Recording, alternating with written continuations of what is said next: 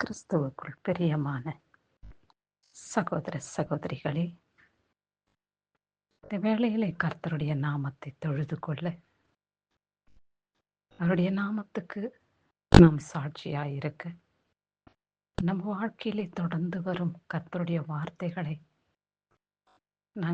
நாம் அனுதினமும் கேட்டுக்கொண்டு தியானித்து கொண்டு வருகிறோம்.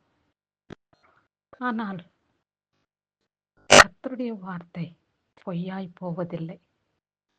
அவர் சொன்னதாகவே நம் வாழ்க்கையில் நடக்கும்.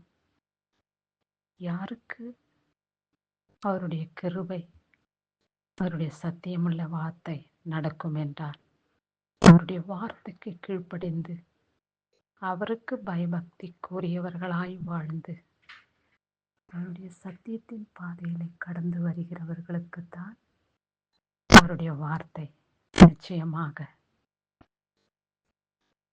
நம்முடைய ஒவ்வொருவருடைய வாழ்க்கையிலும் நடைபெறும் என்பதில் சந்தேகமில்லை.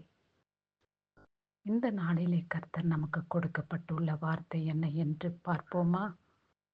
சங்கீதம் 94 அதிகாரம் 18வது வசனம்.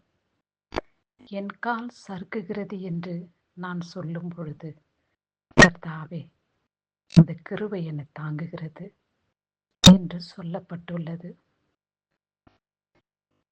பக்தனாகிய தாவீது ராஜா, அவர் ராஜாவாய் இருப்பதற்கு முன்னதாக அவர் கடந்து வந்த பாதை மிகவும் கடினமான பாதை, மிகவும் துக்கத்துக்குரிய பாதை.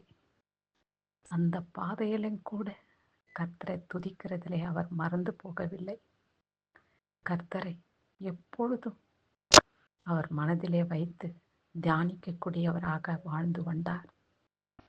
நான் சிறுமியும் எளிமையும் ஆனவன் ஆண்டவரே, என் விண்ணப்பத்துக்கு பதில் கொடும் என்று அவர் கேட்கும் பொழுது, மகனே, உன் விண்ணப்பத்துக்கு நான் பதில் கொடுத்தேன் என்று சொல்லி அநேக சத்துருக்களின் மத்தியிலே அவரை தாவீதை கர்த்தர் விடுவித்து ராஜாவாக அபிஷேகம் பண்ணினார்.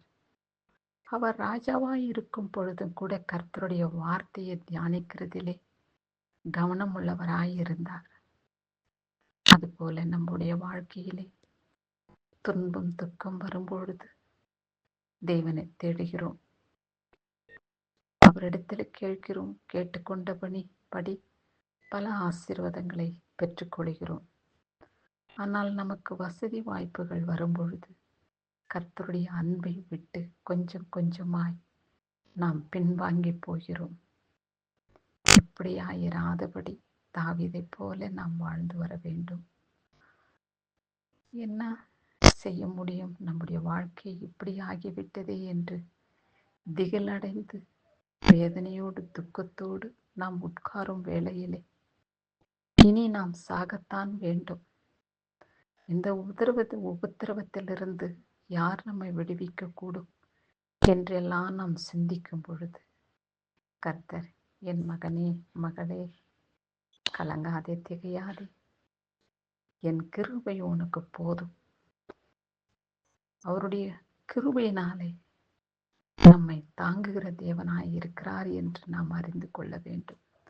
அவருடைய சத்தத்தை கேட்டு செவி கொடுத்து, என் தேவன் என்னோடு இருக்கிறார், நான் பயப்படேன், நான் திகிலடையேன், மரணத்தை தேடி நான் போக மாட்டேன், நித்திய ஜீவனை தேடி நான் வாழ்வேன் என்று நம்பிக்கையின் விசுவாசத்தோடு இந்த நாளை கடந்து வருவோம்.